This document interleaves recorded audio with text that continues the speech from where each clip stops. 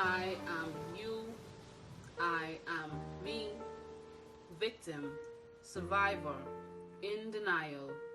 I've made admissions, I've lived with it, through it, I've been it. I'm that child abused, I'm the wife that cries night and day, I'm the husband that hides his pain. I am your daughter, son, mother. I am the life that some of you live, filled with unspoken addictions.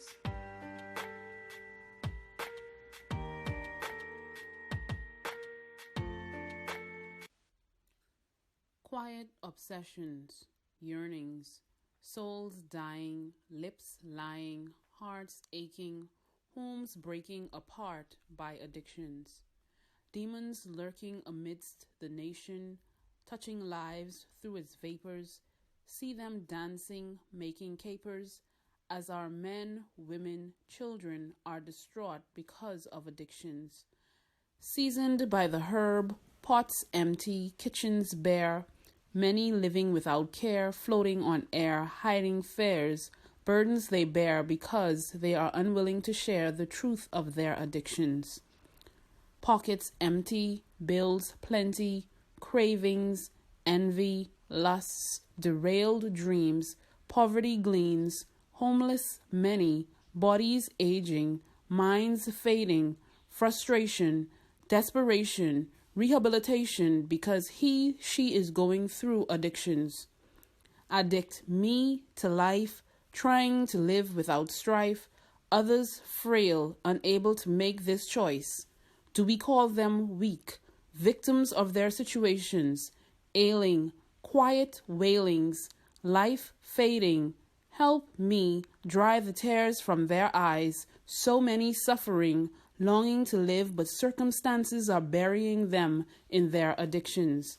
Fathers consumed by the vapors, the struggle real indeed, weaknesses lie within. Women trying to find relationships, leaving their worth on the street corners, nickel and diming. Souls empty, children alone, raising themselves as she buries herself in him, trying to earn the next dollar.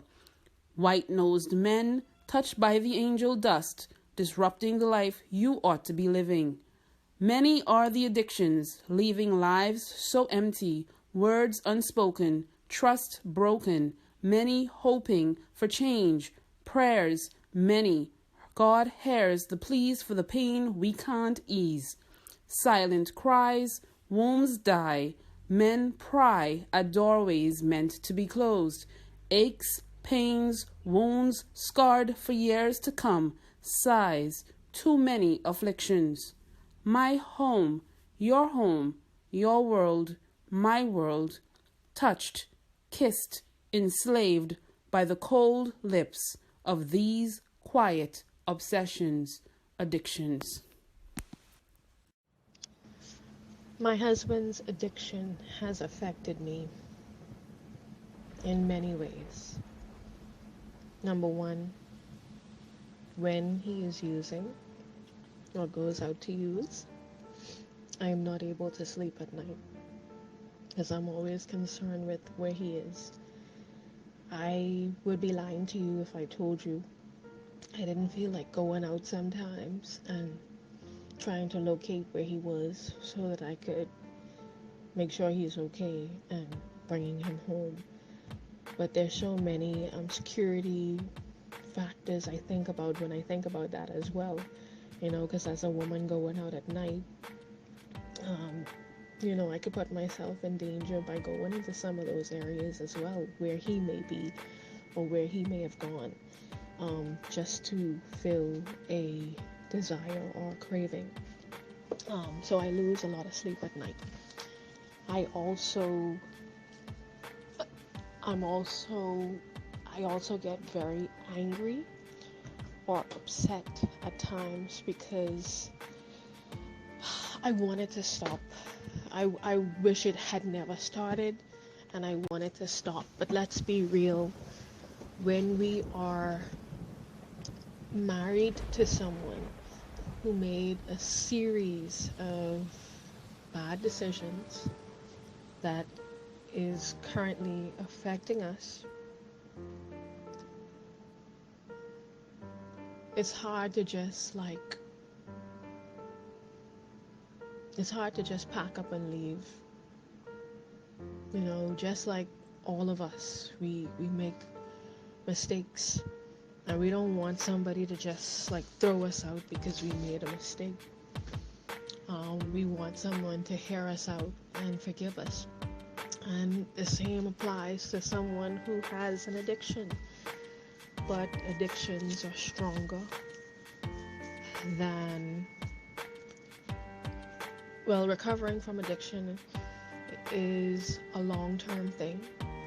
And addictions itself are a strong thing. It's a mental illness, people call it. I call it, from the Christian standpoint or the Christian world, a stronghold. For me, a stronghold can be broken. Someone can be delivered from a stronghold, and they can be healed of whatever, doctors say is the mental disease portion.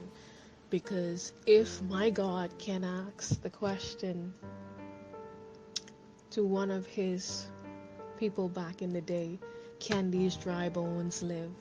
I believe that my God is capable and able to do anything he sees fit to do, because he is sovereign.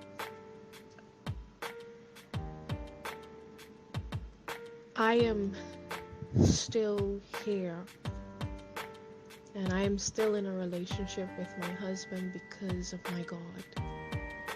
Because I trust and I believe in my God, and I serve an awesome God. And I believe that he is able to do whatever it is I ask of him, if he desires to do it.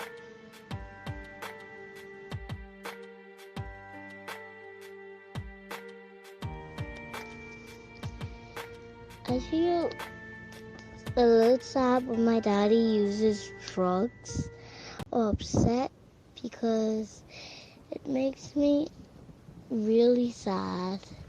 But I try to pray, and when I pray, it works out.